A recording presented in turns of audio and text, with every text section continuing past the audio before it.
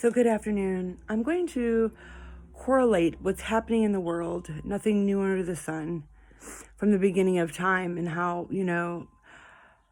I try to simplify this, and I mean, I can line it up with doctrine, but when people start talking about pray for certain people, the Bible talks about unjust leaders, dark rulers, spiritual wickedness in high places. They name their streets and buildings after themselves.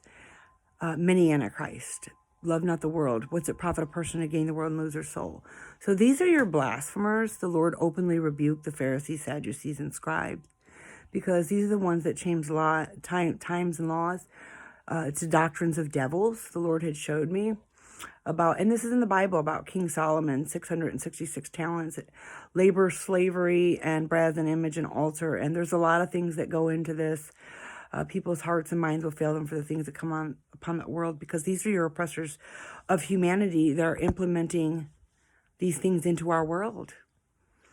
So when you realize, Satan deceives by all means. So whom the God of this world, Satan is the God of this world, whom has blinded the mind. So when you're born into a sinful, fallen world, there's a lot of things that will be implemented into the narrative of your life to adhere you to those ways.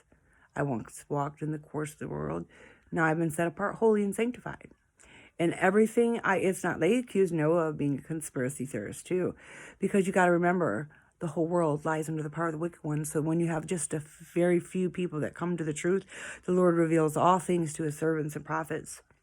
They're going to look like Satan will have a hold of their mind, one mind with Satan or demonic networks. Beast of the field, and because they've been under a delusion, I will send them strong delusion so they believe lie.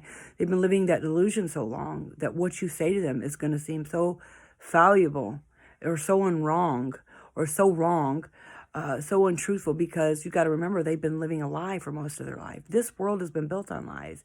I don't know if you know about King Solomon, and he was given much wisdom and wealth, but he destroyed his own temple from evil desires of his heart, many evil desires.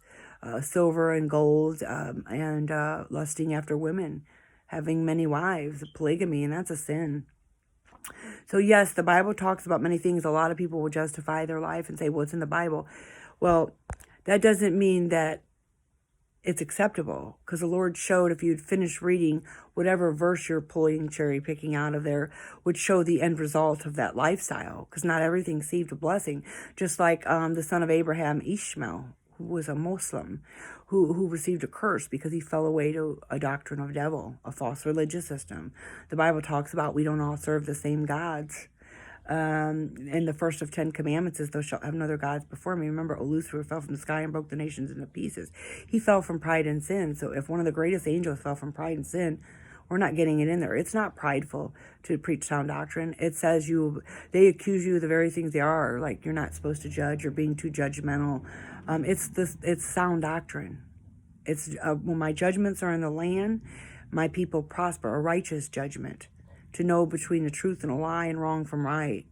A lot of them will say that Jesus stuff is making you crazy. I believe the only people that, do you remember the plagues I sent upon Egypt and Pharaoh and all of the servants? Remember, they went down into Egypt, strengthened their hand into Pharaoh, meaning they hardened their heart. Like, remember, Pharaoh had a hardened heart. They hardened their hearts to the ways of the Lord. Willful sin, blasphemers, whatever the case may be. You generations of vipers. So, and it will cause them to perish. Do you not recall the plagues he sent upon all of Egypt? That's why the Lord commands us to come out of Egypt. We're all in Egypt till we come to the truth. We're all in apostasy or deception. Many are called, few are chosen. I took because he showed me the pale horse rider. I have visions and dreams.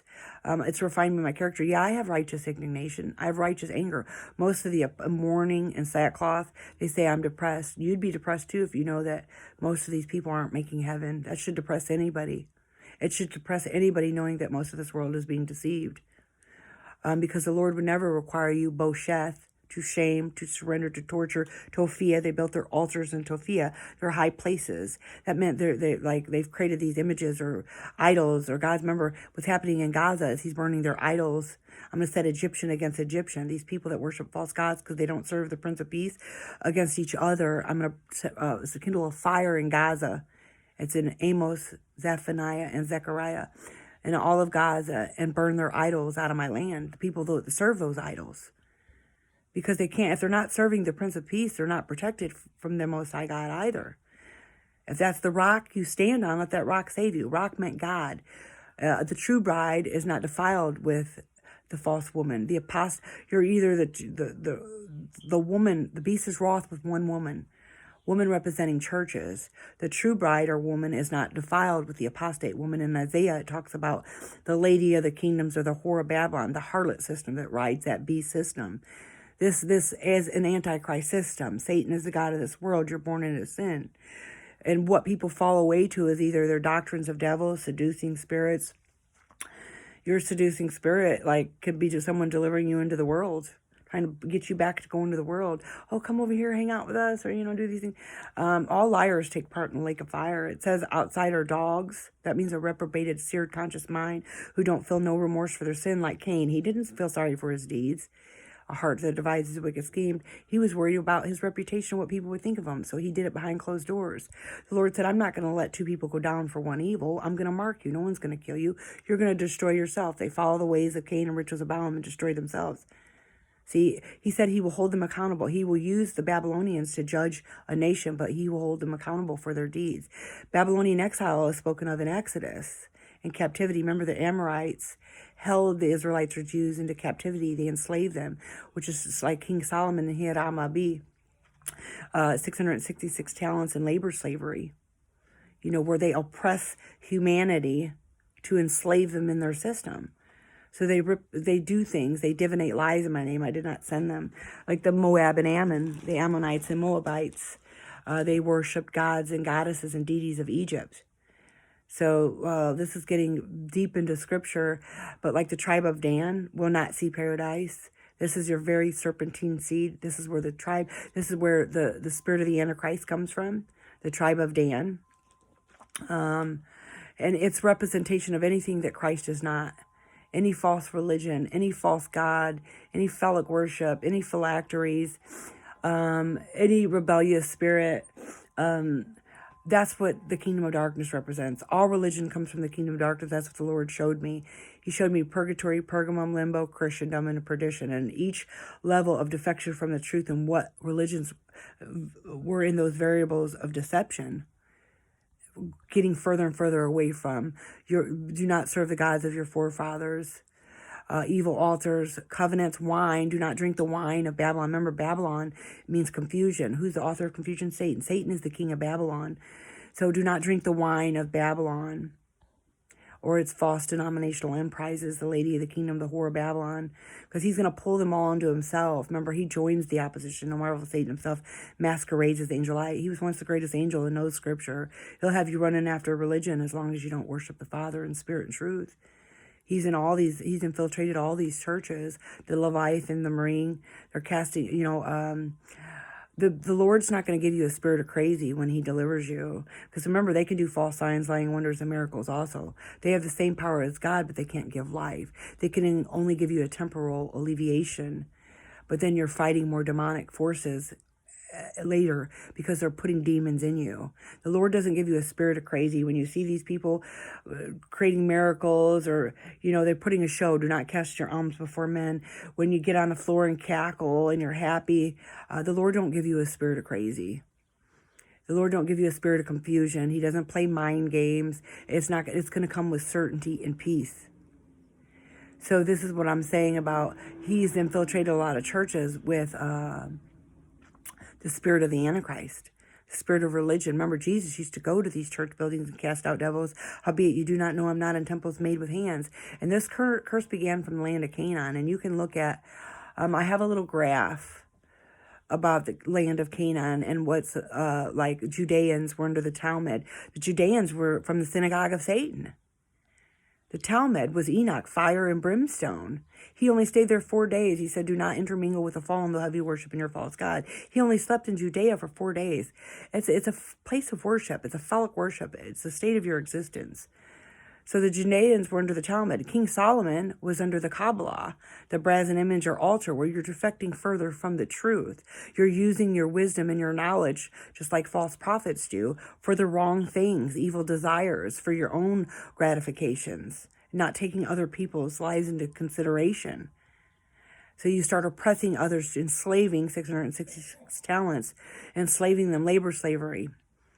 And this is what this is talking about. You are the temple of the living God. Satan wants to set himself up in your temple. If it's defection from the truth, if it's a false religion, if it's a sin. And I talk about evil altars that can be operating over your life, and you unknowingly are participating. These are things the Lord revealed to me, that doorways that must be shut by repenting of your ancestors' sins. I'm not saying, because someone could have put your name on an evil altar and cursed you at birth. Someone could be practicing these things not knowing the deviation from truth that it may cause, where they finally get filled with so many demons that they can no longer fight the war within. Because if you're opening your body or vessel up to deception, you're going to be filled with so many that you're in the state of perdition. Your own wickedness turns you into hell. Your own sin separates you from the face of God. Every soul is accountable for its own iniquity. We might bear the sins of our forefathers, like what they've done in derogatory lifestyles and demeanors could have affected our perspective and reality, hurt us, wounded us. We bear those sins. But those is where we get our greatest wisdom from. Some of the greatest prophets were sinners, but the Lord used his redemptive work to reveal those things to him, like he did me. I reveal all things to my servants and prophets. He showed me the pale horse rider. My visions or dreams are very real. The devil can use people just like the Lord. This is why he tells us to test and discern the spirits. If someone's living in sin, they are being used by the enemy. They are fighting devils inside them. Some of them will say, you're talking about devils, you're demons, because they don't know the truth, but yet they'll cherry pick the Bible and throw a verse out at you. You're not supposed to judge. What do you mean? A spiritual man judges all things. To such man no judgment comes.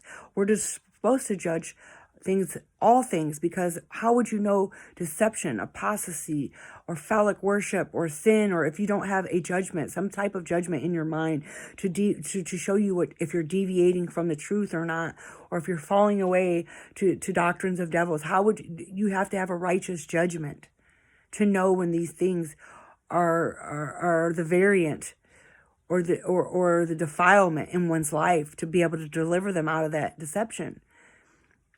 So the Lord had showed me this, because remember, the Satan operates with confusion. So, and like I said, the Lord doesn't come with mind games or confusion. He's not going to use other people in sin to deliver you out of sin. Take not counsel from the wicked. So you're not going to take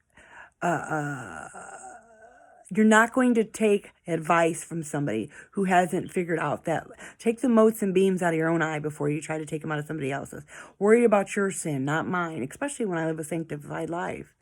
The Lord's not going to have you reprimand me if you're still living in sin. He's not going to use somebody in sin. Let no man deceive you with philosophy and vain deceit. So make sure you're standing in the position or uprightness to even preach to somebody. If you're using profanity, corrupt communication, perverse conversations, to choose the tongue of the crafty, if they're in a state of rebellion where they're always talking or gaslighting not only themselves but you, where and it's resurfacing memories for you. They're always talking about defiled things or perverse things or negative things or sin. They're always talking about these things. That's the tongue of the crafty. They can't deliver you, and they haven't been able to deliver themselves. Separate yourself. What fellowship does dark have to do with light? You can't drink the cup of devils and drink the cup of the Lord. So I'm not saying everybody's doing this willfully, but when people are talking about nothing but derogatory things, deception or sin or using profanity or have a rebellious spirit on them, you have to remove yourself. Strengthen not the hand of the wicked. You can't help. There's certain people that we do not pray for. If they're blasphemy, if they're in willful sin, you can't pray a demon into heaven. You can't pray for someone that chose hell. There is a do not pray for list. There are people that are in judgment. Respect not an evil person that are suffering the wrath or judgments of God. They strengthened their hand into Pharaoh, went down into Egypt, and it will cause them to perish. If people chose a phallic worship or willful sin, chose the world, was it profit a person to gain the world and lose his soul? Those people that's a Molech, social or political allegory for economic rewards. The Lord would never require you to destroy yourself, bosheth, to shame, to surrender, to roast, to surrender oneself to a God that's going to destroy you. So, that's the void of life, void of love, a hardening of the heart. Remember, he gave Pharaoh 4 plagues and he wouldn't turn back from his ways. So he had to let him go to his own devices, just like he did Cain. They followed the ways of Cain and riches of Balaam and destroyed themselves. Just like he did with Cain, he marked him for death. The mark of Cain is marked. He knew that he would be a enemy to himself. He knew he was a danger to himself. He knew that his seared conscience, because he didn't feel guilty for his sin, he didn't have empathy or compassion or humility. He wasn't sorry for what he'd done. He was more worried about what people would think of him. That's a heart that devises wicked schemes. So he had to let him go. God gives us many things, but what do we do with those things? He leaves us to our own devices. He doesn't make people evil. People fall away to evil. People fall away to deception. People fall away to lies for whatever reasons. I'm not saying some people are not doing it willfully, because the Lord does talk about people's hearts and minds will fail them for the things that come upon this earth. But you have to realize why these things are coming upon the earth. It's a sin to shed innocent blood. That means create wars. That means create pharmaceuticals that you know will destroy mankind, or cause crime or violence or hatred or derogatory oppressed living that makes people sick. The nations were deceived by their pharmakeia. Look up pharmakeia. It means sorcery. You're oppressed in the mind. It's a mental oppression. How does the world become mentally ill? From a lot of reasons. Wine and spirits, drugs and alcohol. Those things, the people who patent those ideals and create those things, that's shedding of innocent blood. That's destroying families. It doesn't matter if it's legal. It's been destroying lives, marriages, children's futures since it began. Since it began. Going back to the days way before, where they talk about strong drink, wine. Oh, well, the Lord drank wine. Wine represented oaths or covenants, not wine of a drink. He turned wine into water, meaning drinking the wine of water of living. He turned that false wine, false covenants, into living waters, and got on the Ark of the Covenant, drank his wine, drank his truth, got on his, destroyed the Leviathan and the marine, destroyed the deception, and got on his ark. Operated in the spirit of truth. And Enoch and Elijah were said to have operated in the spirit of truth. Enoch, the reason he's seen the destruction of the fallen angels is because Enoch was under the Talmud, fire and brimstone. So you have to know Bible. There was a good Enoch and a bad Enoch. Remember, Satan copies, mimics everything that God's doing. So that's how you can be easily deceived if you don't have the spirit of truth in you, or spiritual discernment. Because a lot of these spirits have, blind is leading the blind, and they're going into a ditch, deceived and deceiving others. So there's people, if you're preaching the gospel, you're held more accountable. It'd be better for you not to know than to lead God's people astray. There's no partiality with God. If you're even withholding information in a church, and I walk into a church and the Lord will tell me, remember the truth. He tells me to leave the churches, and I've went into them and seen so much deception in some of them. It's unreal. And that's not being judgmental. That's a righteous judgment, knowing that God's not in those. We are the temple of the living God, and they're doing it for vain deceit, or you've made my temples dens of thieves.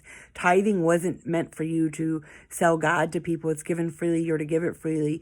It wasn't given, tithing was not meant for you to increase your storehouse. It was, if you look up what tithing is really about, it was the increase that a community obtained to sustain or make their community or the people around them and their surroundings viable, sustainable. It was to give back to the community. It wasn't to make you go be rich or buy you a Maserati.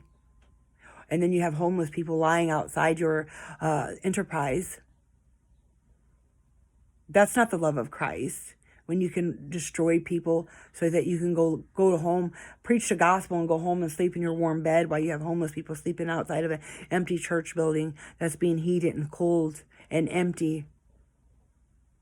A non-for-profit, they call them 501(c) entities, but somebody's profiting. They all have vacation homes, Maseratis, Jaguars, air conditioning their dog homes. I mean, you've time and time again, you can look back at some of these. The first church was married to poverty, imprisonments, and turned the world upside down. Do you think the Lord's going to use somebody to prophesy his true revelations that have bought into the world? Love not the world, or the love of the Father's not into you. What's it profit a person to gain the world and lose his soul? Do you think the Lord's going to use somebody who went after Balaam, who loves the world more than the Lord? Give to Caesar Nero, gods of Egypt, what belongs to Caesar Nero. They will throw their silver and gold in the streets on the day of the Lord, and none will save them on the day of the Lord. It will be treated as an unclean thing. Why? Because they destroyed people to obtain that wealth. And they're going to be held accountable for their wicked deeds. That's what's happening in Gaza. When you see Jerusalem surrounded by military, know the end is near. I was revealed this 15 years ago in visions and dreams. And I've been under attack ever since because the enemy knows, he studies people. He knows the people that are living for him. He doesn't bother people that are living for him. I've said this many times. If you're not feeling any opposition, you might have error in your life. If you have a plague, you have error in your life. The Lord says, I don't suffer my children to wrath. Wrath falls on children of disobedience. Wrath are judgments. Wrath, my people preach of judgments in my wrath. And none of these churches are doing it. They're saying God loves you as you are. God is love. He don't love your sin. He don't love your sin. A temple that sins, that temple I will destroy. These churches need to quit telling you what you want to hear. If they're not doing what they're supposed to be doing to save God's people, they're following Satan. By default. By default, they're serving Satan.